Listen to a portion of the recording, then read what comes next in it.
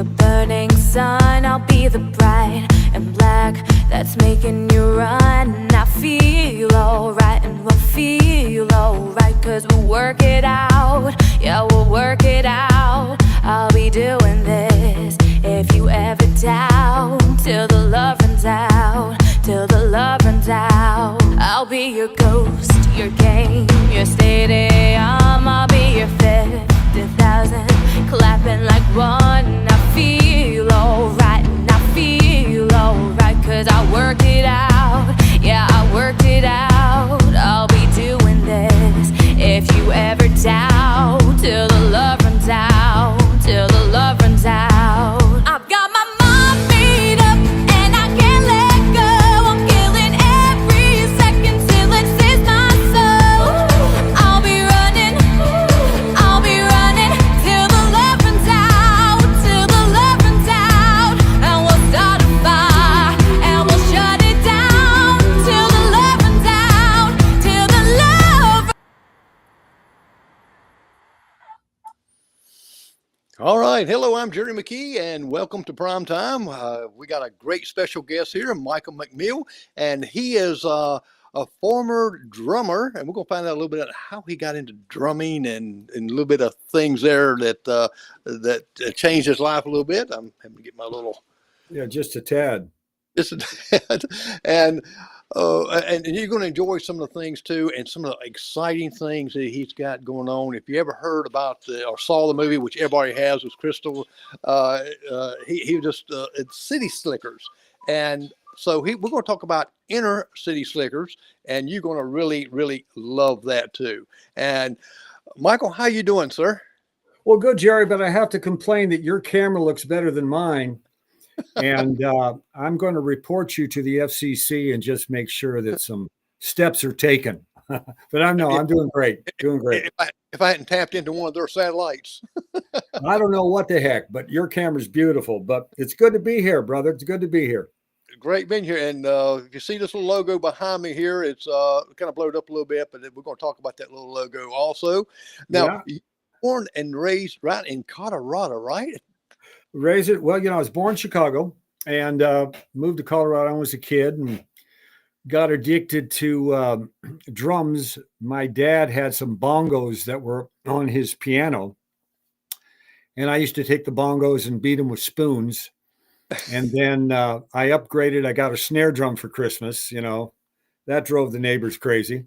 Well, I was supposed to say, that's always a parent's nightmare is their child wanting to play the drums. Yeah, my dad was a doctor, but he didn't encourage me to be a doctor. So I put a drum set together. I got a tom-tom here. I didn't have a bass drum, so I put the tom-tom on a chair. And I think I used a pan for a hi-hat, and I was off, ready to go. So you was around age 7 when you started playing the drums? 7, yep, it was. So, and now by 14, you had your own little band? Oh, yeah. Well, of course, I learned how to play. And then the first band, I also did sports too. I was pretty good in sports and stuff. And but I didn't really get serious about a band until I was about 13. And we put a bunch of players together and we all kind of learned to play the instrument in the band. And I think the first song we learned was an instrumental called Shortening Bread. You remember Shortening Bread? Yes. Yep. Little baby. Yeah. Yes. and the name of that band, it was called the Swinging Accents. Swinging Accents. Yeah. Swinging Accents.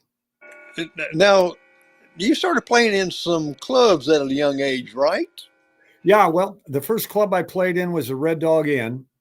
And of course, in Colorado, they had certain different alcohol rules. They had a club that served only 3.2 beer. That was the percentage of alcohol. And then you had 6%ers, right?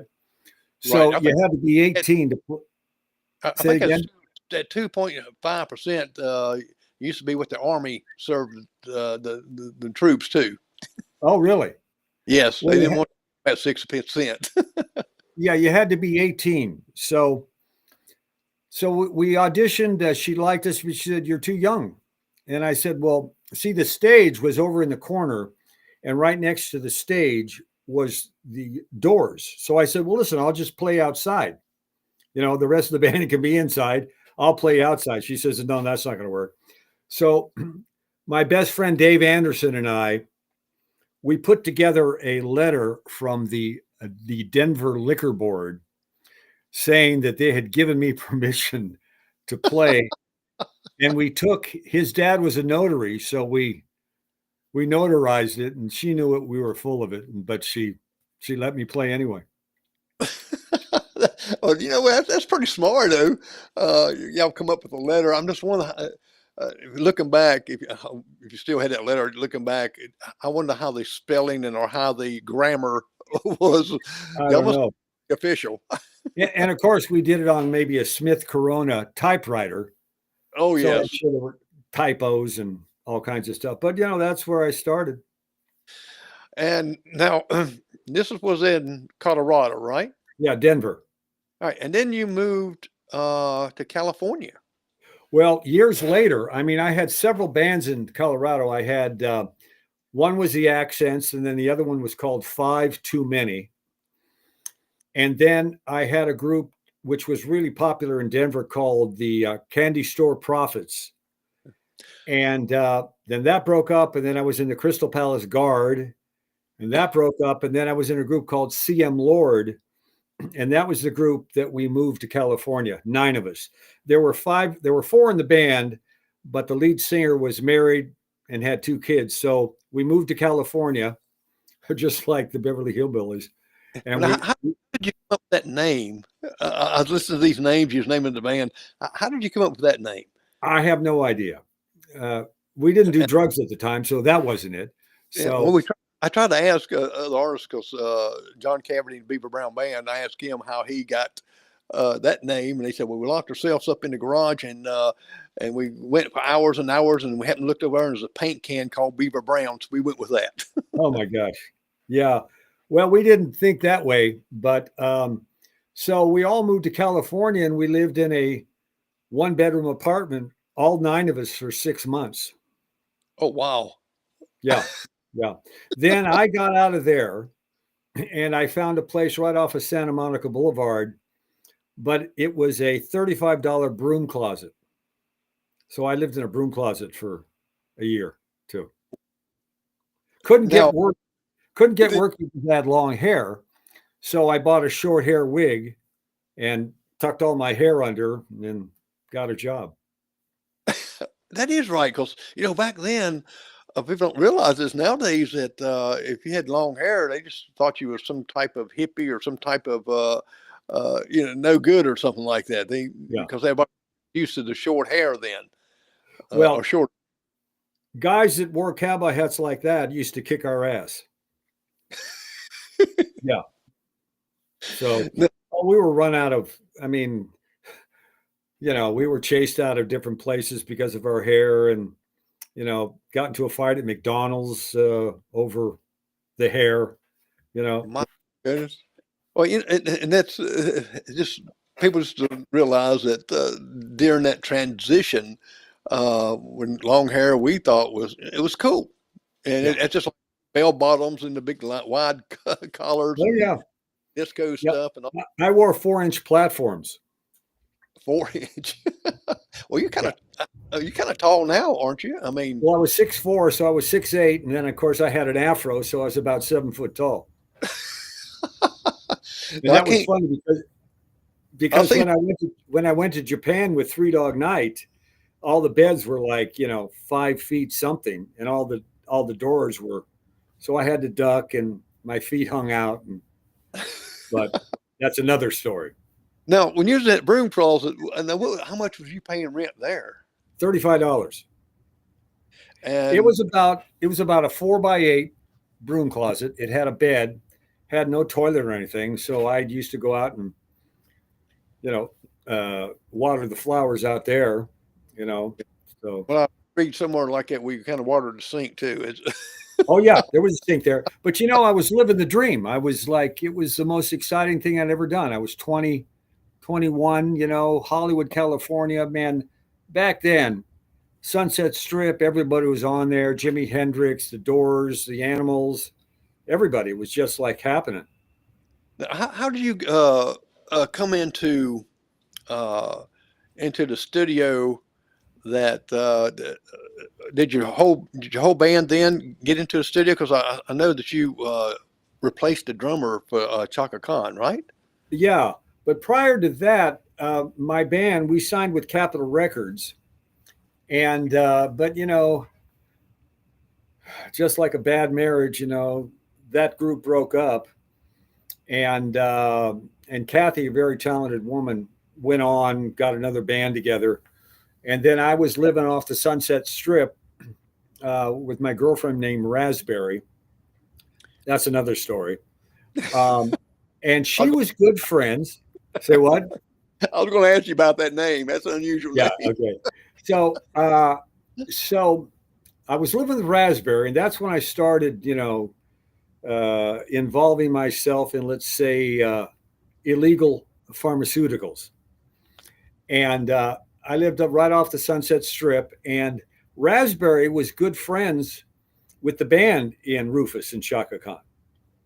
Okay. And okay, so that band broke up. I replaced the drummer, and then we became a studio band, and we worked with Carl Carlton, Everlasting Love, Frida Payne, Flash Cadillac, people like that. And the producer who had produced Chaka Khan was producing Three Dog Night, and he contacted the bass player and said, "Listen, this band is breaking up. Three Dogs breaking up. I'd like to move you guys in to replace the band." And that's how I got with Three Dog Night. Wow. And how was that? I mean, you here you grew up in born in Chicago, grew up in a little bit in Colorado, and just getting on your feet. I can imagine that you were just on top of the world going with Three Dog Night and getting to travel all around the world. Well, it's funny because I remember saying when Three Dog Night came out, it was 1969 or 68. I was still in Colorado. And their first hit was, what was it called? It was called Nobody. And I remember saying to somebody, he says, "I got to play with that band."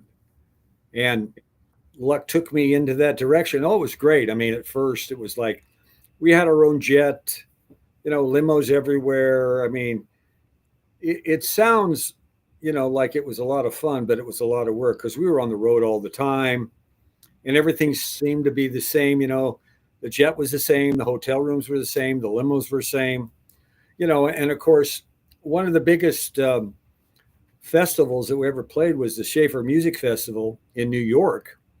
And I think there was about 500,000 people there. Wow. But see, you can only see about 30 feet in front of you. So, right. Because so many people, just rows and rows. Oh yeah. So, but it was a lot of fun. I was excited about being in that band. Unfortunately, the three singers had kind of peaked, because they had, 21 gold records. I played on the last two albums, right, with Three Dog. And, but, they had reached their pinnacle. And then through various reasons, whether it was psychological, whatever, they were really into drugs. And when I joined the band, I stopped doing drugs. So I was the only non-drug user in the band. And I imagine that's pretty difficult because I've been around my friends years and years ago where they drinking and stuff like that, and I wasn't, and it's hard to be around them. Well, you're on a different plane. So, but it was still great. It was still great. And then, of course, it digressed and things got weird and people were falling off stages. People were breaking into fights. Wow. I remember one of the singers in Japan, I won't mention his name, but was singing, fell off a 20-foot stage into the audience, continued singing, and came back on stage. And I don't even know if he was aware that he fell off the stage. Wow. Yeah. So, No, but when you was touring with Three Dog Night and after the breakup and stuff and left like that, did you get into another band or? well, to be honest, I never was satisfied with my playing. Uh, Everybody else was, but I really wasn't. I was a bit of a perfectionist, and I almost put together. Well, I almost put together with Dickie Betts a band, and I almost put, Nicky Hopkins was a good friend of mine who played keyboards with the Rolling Stones, and then I auditioned for with the bass player of Vanilla Fudge, but I kind of ended that part of my life as far as drumming goes, mhm. and decided to become an actor because I Yeah, lived in the same. I was going to ask him about the actor, back to acting, because I was reading a little bit on that, and I was hoping we'll get involved with that. Yeah, What, what well, what made you get into acting? I mean, it's oh, I was insane. Uh, the thing was, is that John Travolta and I lived in the same apartment, so okay, we got to know each other. He'd come to concerts, and I'd go watch him on Welcome Back, Kotter. And I do you remember the Beach Blanket Bingo movies? oh yes, oh Okay, yes, well, Harvey Lembeck, who was Eric Von Zipper, you stupids, right, was the dialogue coach on Welcome Back, Kotter, and he had an improv acting class. So I said, Harvey, I think I'd like to try acting. He says, okay, all right, well, come on down. We'll see what you can do. So I walk into this workshop, and Robin Williams is there, John oh Ritter is there, Elaine Boozler, Penny Marshall. I mean, and they were my, all starting out. So he put me up with Robin Williams. So oh basically, wow, yeah, I basically just sat down and watched Robin do his thing. And then I went up with other people and stuff, and I had good energy. So he put me in the beginning class. And, people in the beginning class, Chris Lemon, Jack Lemon's son, Rod Stewart's ex-wife was in there. A lot of different notables. And at that time, Sid and Marty Krofft, who did a lot of Saturday morning television, right, were looking for a drummer that could sing and dance and do comedy. I could drum, I could sing, dancing, I could move. Comedy, Harvey helped me with it. So, I auditioned, screen tested for it, and got that gig, and that thing exploded. We were in all the teen magazines. We were on the U.S. What was it? U.S. News or Time that says, "Look at what television is doing to your kids," because we were glam rock, like Kiss. right. Yeah. And so, but, I mean, it was crazy. I mean, and that kind of started me on my path of working with kids because we do the Jerry Lewis Telethon, Danny Thomas, St. Jude, worked with the Boys and Girls Club, because we were so popular with the kids. In fact, I went and visited my daughter in Denver, and Captain Cool, see, it was called Captain Cool and the Cap, Kongs. Captain And Cool, Captain Cool was Michael Lembeck, who was Harvey Lembeck's son. And I played a character called Turkey. And we showed up at the school and we caused a riot. I mean, it was nuts. So, oh wow, yeah. But then, I really liked acting. yeah, And I remember auditioning for a part, and I had the long hair. And I said, listen, I'm not going to get much work with long hair. And he says, no, you're really not. So I cut all my hair off. And then the last year of Captain Cool and the Kongs, I wore a wig. But, started doing some films. I did Xanadu with Olivia Newton-John, Hard to Kill with Steven Seagal. didn't you also work with do something with Donny Osmond? Oh, yeah, we did all Donny Osmond shows. In fact, Donny Osmond wrote a lot of the music that Captain Cool and the Kongs recorded. Oh, And I remember, sitting in their home, and they had a home studio, and watching with Donnie and Marie, watching them with the Andy Williams show when they were like 7 and 8, right?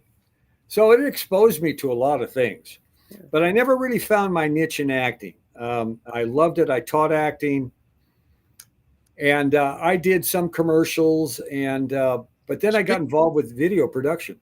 well, speaking of that, wait, let me back up a minute. What did you play with Steven Seagal?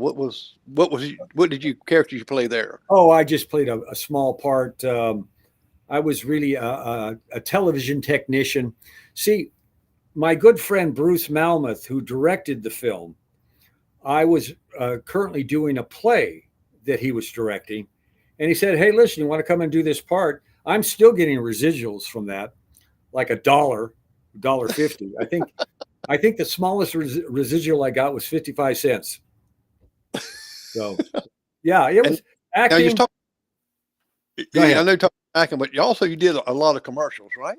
Yeah, I did. The first commercial I did was a Honey Nuts and Corn commercial, and we were dressed as clowns, and I had to juggle 3 boxes of cornflakes.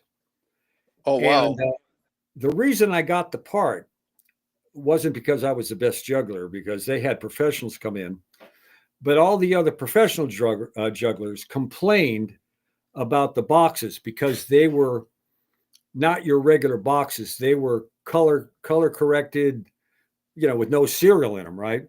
Right. So I got the gig, and I wish I could find that commercial because it was really funny. So I would be throwing the boxes up, and then someone above me would catch them, right?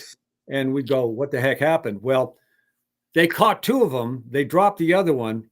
It hit the bowl of cornflakes, and it just, scattered everywhere. And we're all like, and that's what they kept, which was great. Oh wow! Well, I'm going to show a commercial of Okay. you, Oh, and here where'd it you comes. dig this one up? And here's our next question. Okay.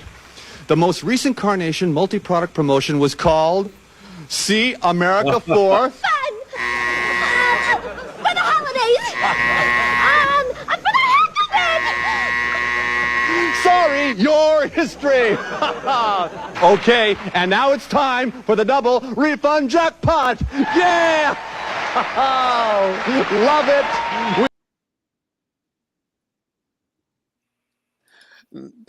Now that was Carnation milk, right? Yeah. Funny story. I actually, my video company produced that. And I can't remember if we had cast somebody else to do that. That was a character I came up with called Andrew St. Andrew. Hey, how you doing? Nice to see you. Love it. Just love it. So, but the story is that at that time, do you remember an actor named Wings Hauser? Yes, I do.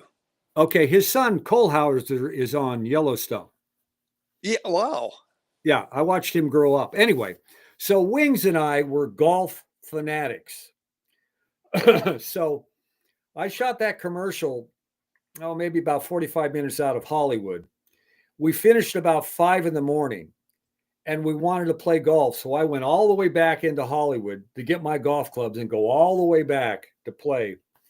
And so it actually, I didn't have much of a career because I was playing golf 5 days a week. I mean, we just loved golf.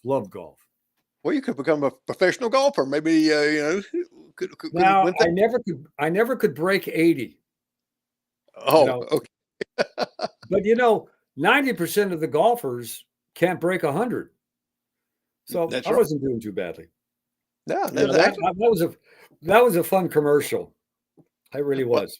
it looked like it was. And to me, I love just doing, like you said, the video, some commercials, and I've done a couple of crazy things before with commercials, and with my grandkids, they loved it. I've done a couple with them. We call it Yeah. rake a raider, and we like in raking yards and stuff. And now they're both in college, and they show their friends these things I done for them on it. But yeah. Yeah, I did one for a Honda dealership, and I did it like Robin Williams did Good Morning Vietnam. Oh, wow. So I had the same kind of shirt and everything, and my hair was about the same. It said, "Good morning, California," and did the whole deal. And that was fun. Yeah, I did a lot of that stuff. I did a lot of commercials that I acted in, that I produced and directed, and also some corporate videos, things like that. Infomercials, they were called back then. Right. And I had a friend of mine, John Reap. He's a comedian, and he did commercial for where he got started for Ram Dodge. Okay. And he had the long hair and stuff, and he stuck a guy pulls up in the Ram Dodge. He wrote down and said, "Hey, is that a Hemi?" I mean, real country like. Yeah. He's a good comedian. He lives up in towards Hickory Way. Now, how did you decide to move all the way from California across the United States to Tennessee, East Tennessee? Yeah, well, I could tell people we took a wrong turn. We were going to New York, but California. See, okay, so after the LA riots in 1992, this is when I put together my program, Inner City Slickers. And I was working with the Temptations at the time. They were tired of being on the road, and they were in their 50s. And remember the 800 number craze? Everybody was selling through 800 number. Oh, yeah. Well, they wanted to sell their CD through that. So I was working with them, and then the LA riots broke out. We're watching Sunset Boulevard burn. And I felt that the coverage of it was very one-sided, kind of a cardboard kind of look at what was happening. So I actually decided to go down the inner city. So at that time, I was a Armani suit guy. So I'm walking down the streets of LA, in East LA, in a suit with all these gang members around. And what I would do is I would go into the churches because it was safe there. Right. And I just started hanging out and meeting people. And actually, as people noticed that I was there, they asked me to speak after they found out what I was doing. So the first thing I did was I put together, I knew a lot of people in different parts of the industry, whether it was music or massage therapists or whatever. So I would put programs together that would help the people, in the gyms and what have you. Mm-hmm. And then I wanted to actually shoot a television show about that. Now, Warner Brothers came up with a show called South Central 911, right, which was okay. I had one called Cool City Blues, which was kind of a Hill Street Blues kind of a thing, Mm-hmm. But so I was shooting a commercial out in Santa Clarita, and there were horses and kids involved. And I grew up with horses when I was a kid. And of course, every time the horses came out, the kids were just light up and magical. And I guess I had city slickers on my mind. So I thought, what about inner city slickers? So I called Castle Rock. They loved the idea. They gave me permission. And, I reached out to Billy Crystal and all those folks, but their careers were really taken off. So they didn't really have time to get involved. But that's what started Inner City Slickers ICS. And I've been doing that since 1992. Well, let's talk a little bit about your new band, 3D6, which plays music. Three Dog Celebration. Yes. Well, the music back then, it was killer. And the songs that were great, Shambhala, Mama Told Me Not to Come, One, all these songs. And a friend of mine said, why don't you, you know what? You asked how I ended up in Tennessee. So Let me finish that real quick. Okay. And then I'll go back to California. But we just got tired of, we lived in the high desert. We had a small ranch there. And we decided, we just wanted to go to someplace green. And we went on the internet and found this place. I've got 90 acres. I live in a log home. It's beautiful here. And that's how we ended up here. But 3DC, a friend of mine says, why don't you put something together that, kind of, you're one of the members of Three Dog Night, and, people would like to hear those songs again. So I did that and got a lot of really good response. I played drums in that. And then, after doing that for 4 or 5 years, I mean, you can only play Mama Told Me Not to Come a billion times, and then you say, I'm sick of it, right? So I stopped doing it.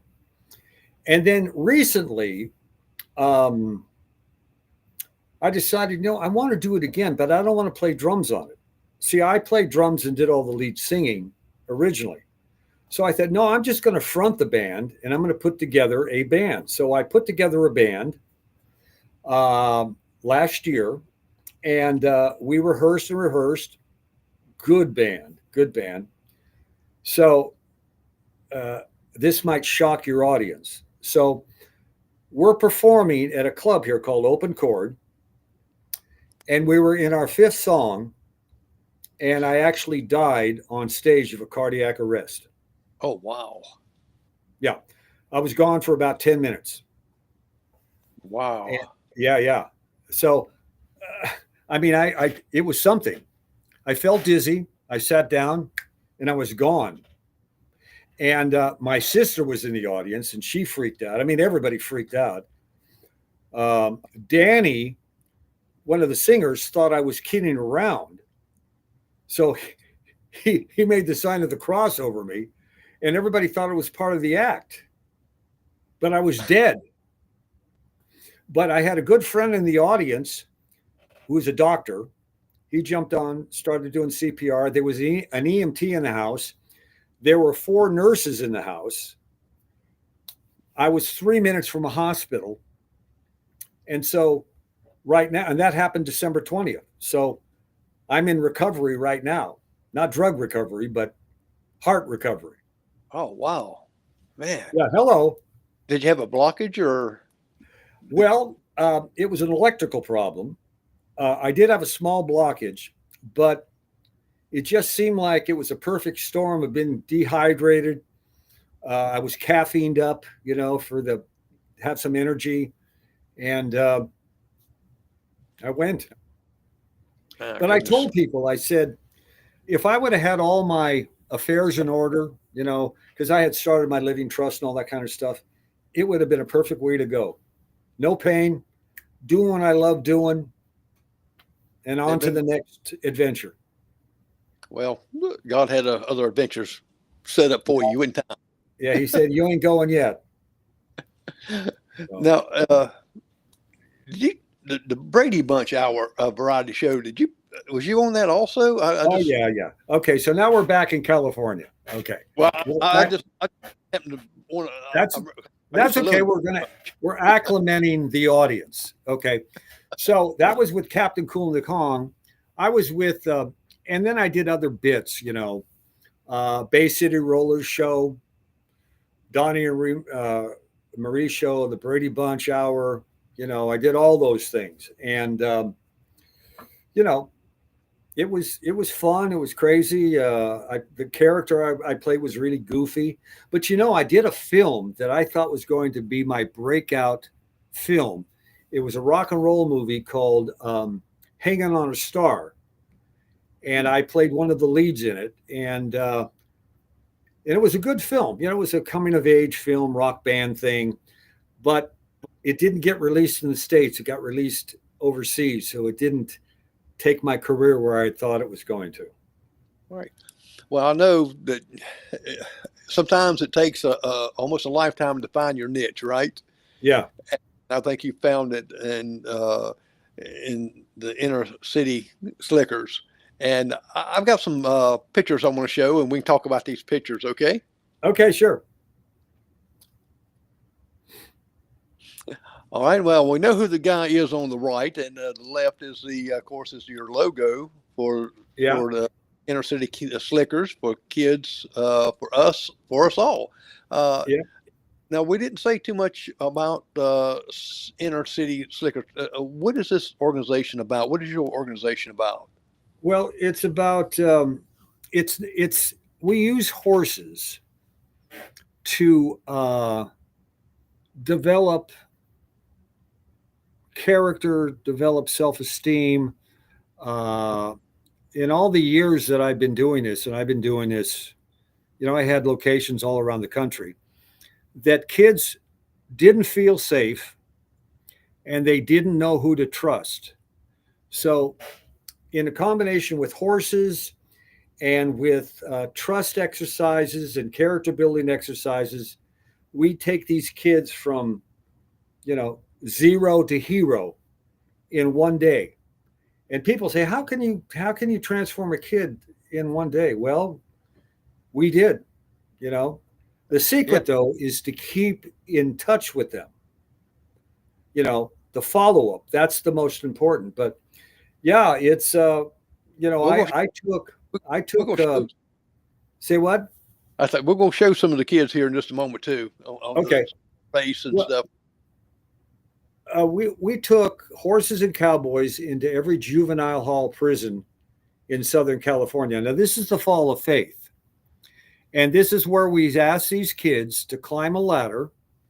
And as you see on the picture on the right, to keep their hands folded and to fall back and trust that we will catch them. When I first seen the first picture on the left, I thought, "Oh man, y'all must be having them kids to roof the house." Yeah, we also had the kids do child labor stuff. Yeah, that's true.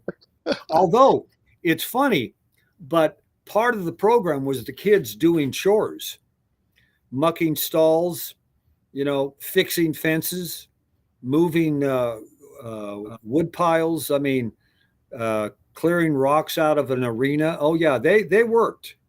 The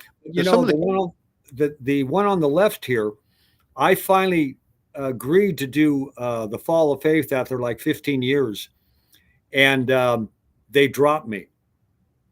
Oh no! Yeah, they dropped me. Yeah, messed up my right shoulder. But see, here's the thing. That worked too because you put your faith in people to have your back or whatever, but they're not perfect. Sometimes they'll mess up. So it's a good story. Now, did you have some of them? I see the girl on the right there. Did you have some of them a little reluctant? Oh God, kind of looking back and a little scared. Oh Lord, have mercy. I found the adults were more afraid than when the kids. But I was in Kansas City, and we were in a big arena. And I asked this, okay, you're next. And she said, no, I can't go over there. I said, well, just come over and touch the ladder. She couldn't do that. So I picked up the ladder and I chased her with it around the arena. And she was screaming and whatever. And then later on, she actually got on the ladder and fell back. And that takes courage. Wow. Yeah. Well, it does to me. That would, use a ladder here. Me growing up, we used to just kind of fall back and see, okay, we're going to see if you can catch me, and I was always a little worried because some of my guys like to play jokes on me. Yeah, see, there's you can't do that. I mean, it's about, these kids want to feel safe. They want to be able to trust.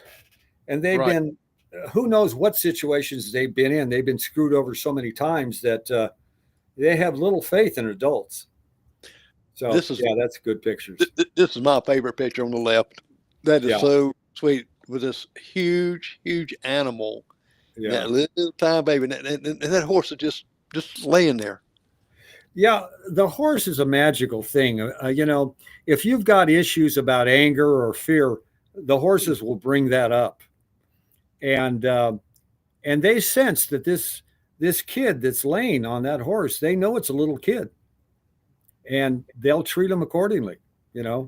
I love the one on the right. These two buckaroos.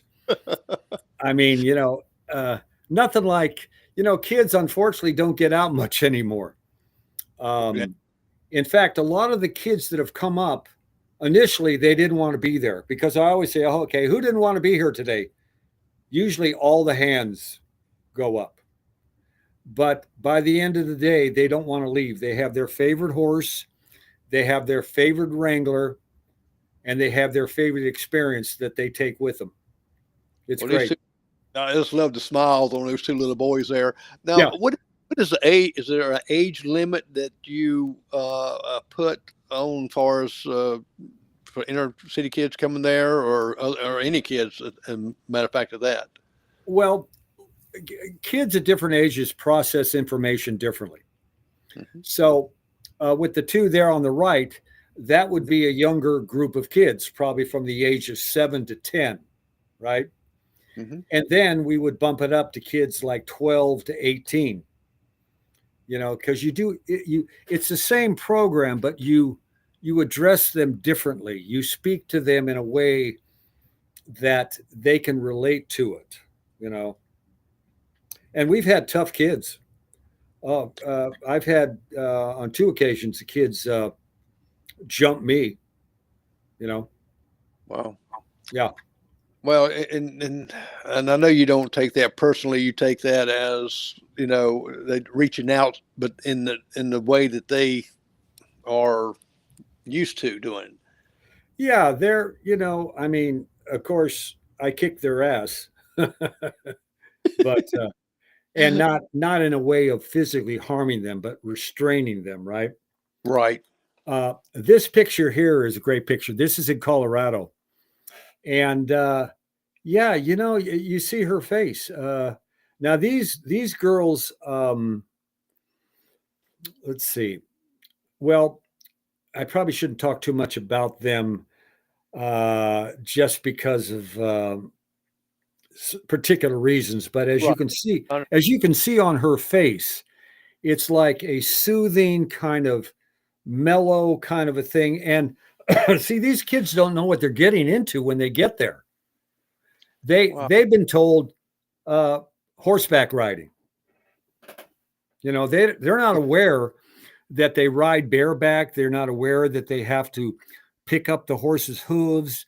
They're not aware that if a horse poops or pees in an arena, they got to clean that up. It's dusty.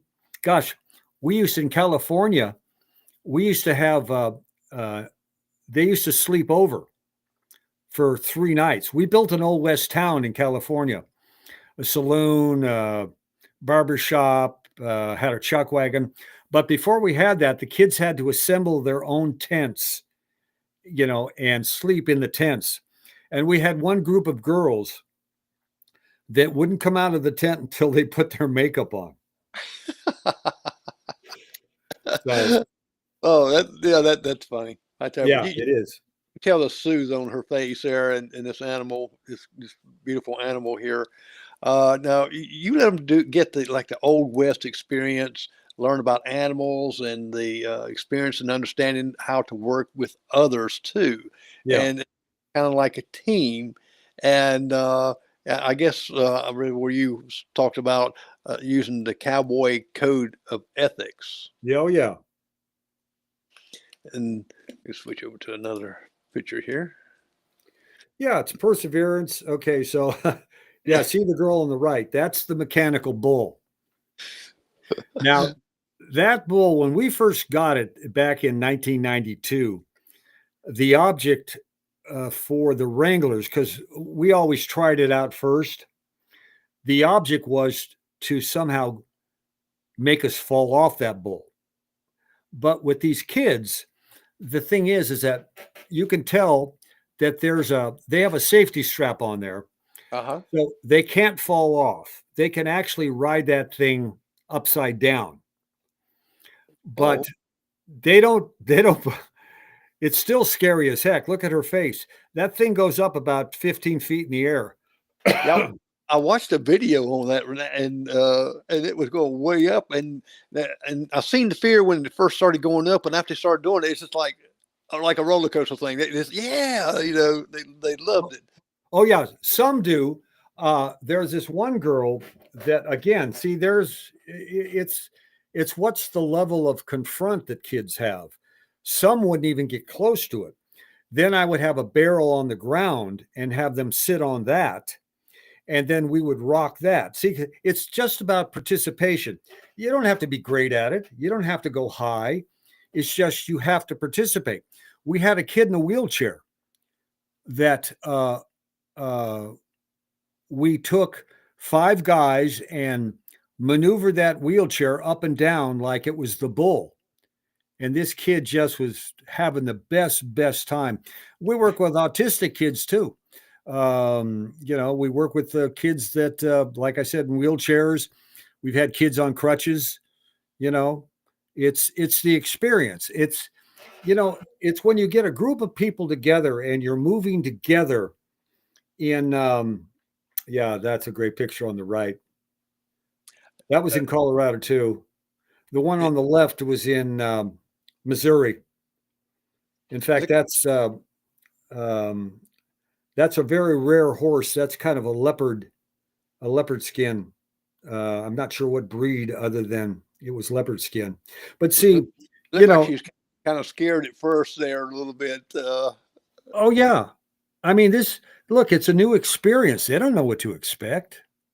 Yeah. So I still have that coat, by the way. In fact, that hat I bought in a thrift store in 1998 for $29. It's a Stetson. That's my work hat. Hey, that's a great hat for $29 Stetson. I've got a Stetson hat, and it that looks sharp. Yeah. So, I mean, if you look, bottom line is, and I hate to say it, but kids are not a priority in this country. They're That's just right. not. Everywhere I go, there's usually not anything to do with kids. If you're in sports, okay, cheerleading, okay, but not really. So if you just show interest in a child, just like if you show interest in a horse, they will respond. They respond.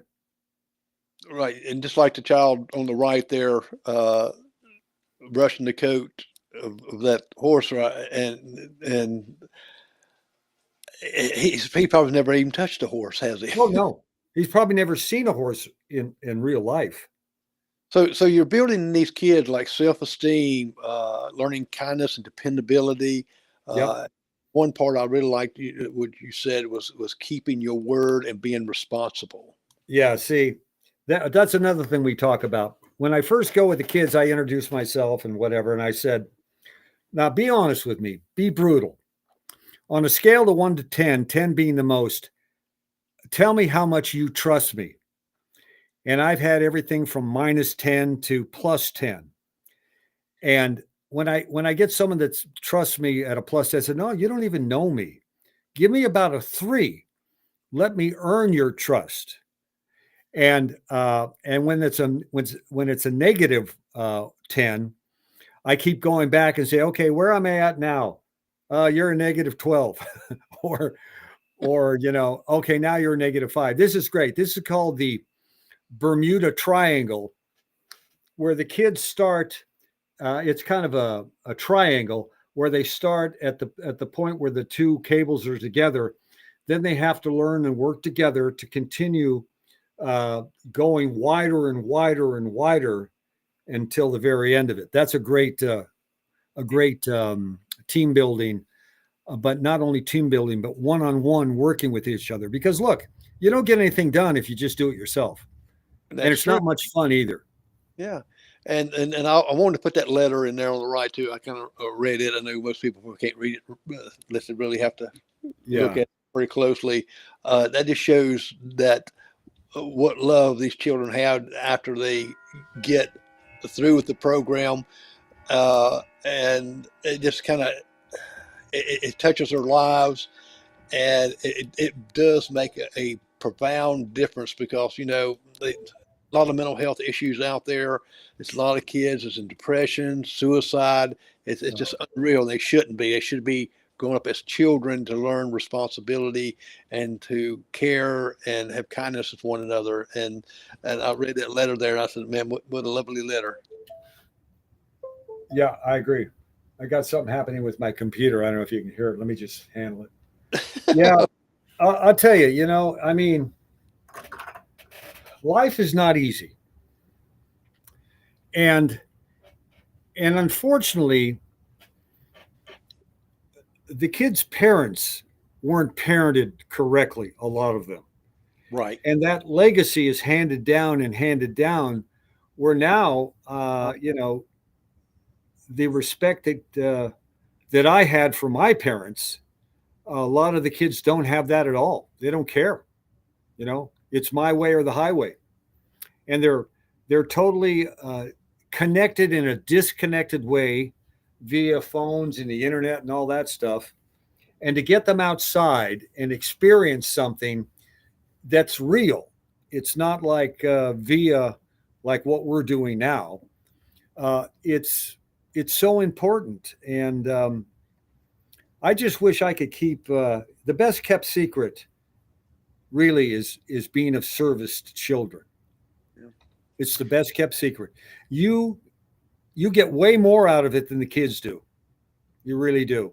But people, they think, hey, that's really nice. Keep doing what you're doing. I'm going to go play golf.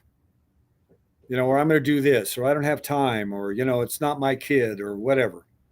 So I run up on that all the time. Well, with your program, when I was reading about it, which we'll put up the link to the page of Inner City Slickers, and is that you just don't work with them there, you follow up with them. Yeah, that's the key. But that's a challenge. I mean, I can't follow up on 1,000 kids. That's why I need other people that have an interest to follow up. And that is always the challenge. It's always the challenge to get people to follow up, to not have to, that they have enough interest that I don't have to push them to do it, that they want to do it. Exactly. And I think that a former rock star like yourself, like that, has taken so much to give back into the community. That's exactly what people need, because a lot of times we look back on some of the heavy rockers or some of the other music musicians like that. We hear about the bad things and things like that, but sometimes we forget about and don't know a lot of the good things that you're doing. I didn't know this till this week with you about the inner city, and I've been reading about it, looking at it, and I just saw how wonderful that really is. Yeah. It's given me my life, really. I mean, being of service. I mean, music has been wonderful. I'm working on my album right now. In this recovery, I have a lot more time, because I can't do the ranch things that I used to yet. But music, you see, kids lack purpose. They don't know where they want to go. I had music that took me like this and drug me. You know what I'm saying? It drug me around. It kept me, what is this computer doing? It really kept me on the straight and narrow. Of course, I had problems too as a kid, I mean, we stole cars, joyriding and stuff. I went to juvie hall myself. That way you can relate with your story with these kids that's maybe having some same issues. I want to show this video here where we show it in entirety, not the music that we talked about, Safe, and okay, that you wrote. I just, like I said, that just kind of captured me when I was listening to other songs that you've done. I thought this one really sticks out real good. Well, this one was written because the kids influenced me about being safe. They just don't feel safe. So go ahead, play it. I think the people will like it.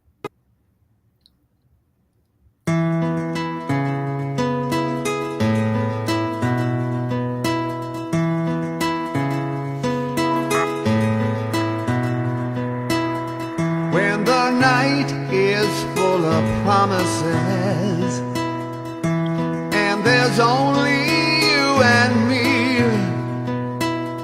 Just lay your head upon my shoulder, darling. Close your eyes and you will see. And when you've lost your faith in other people, and you're scared to death to believe, just let my loving arms surround you, darling. You'll be safe with me, safe with me, safe with me.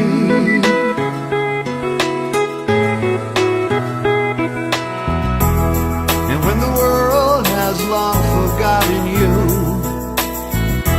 and there seems to be no rest at all, just look into my eyes and hear my whisper. A simple touch will catch your fall. And when you doubt the ground you walk on won't hold you up, your blind can't see. A gentle kiss on your cheek will bless you, darling. You'll be safe with me, safe with me.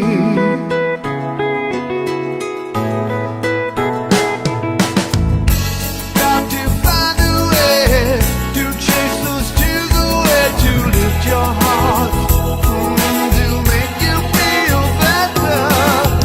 It all depends on you. I'm here to help you through the loneliness, the darkest times, the fears that haunt you. Find comfort in my voice. So when you feel the fires of hopelessness falling fast and don't believe,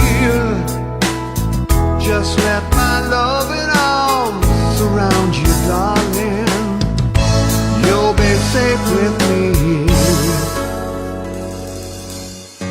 You'll be safe with me, safe with me.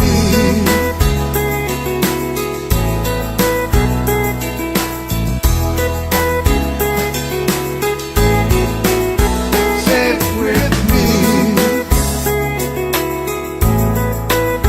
safe with me, safe with me, safe with me.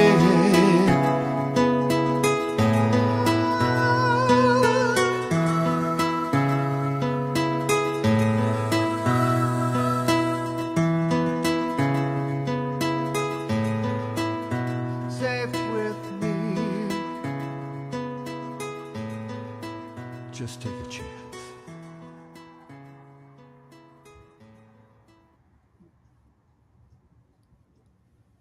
All right, that was a beautiful song. I love that. Thank you. You know, it's funny. I still get emotional watching it. You know, I can see why. I can see why. It's because everyone can relate to that song, those words. yeah, I mean, Just feel safe.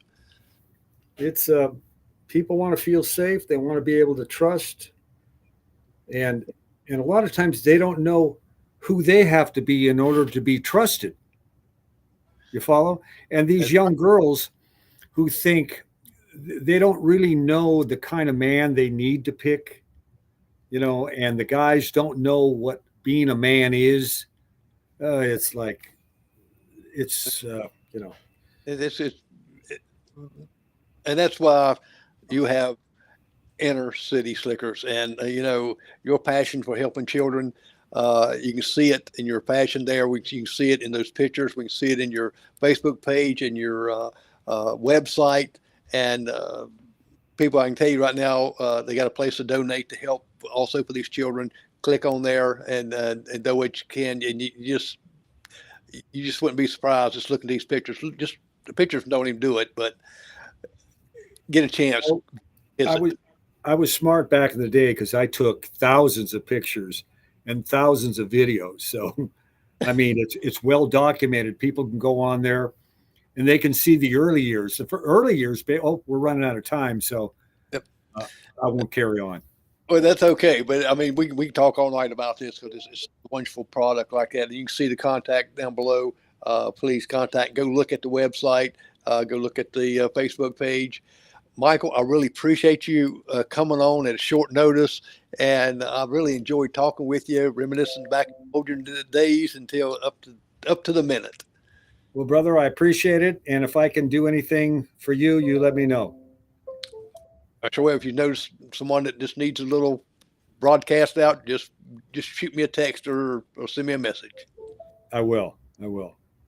All right, we're getting ready to end the show, and just want to thank everyone for watching. And next Monday we got Andrea Benz, and she is a fantastic guitar player. She just blows me away how smooth and all the things she plays. And she's going to be on next Monday, so be sure to watch her, and hopefully she'll play a little tune for us too. But she got some great videos out there, and she's just so smooth. Well, I'm Jerry McKee, and we'll see you next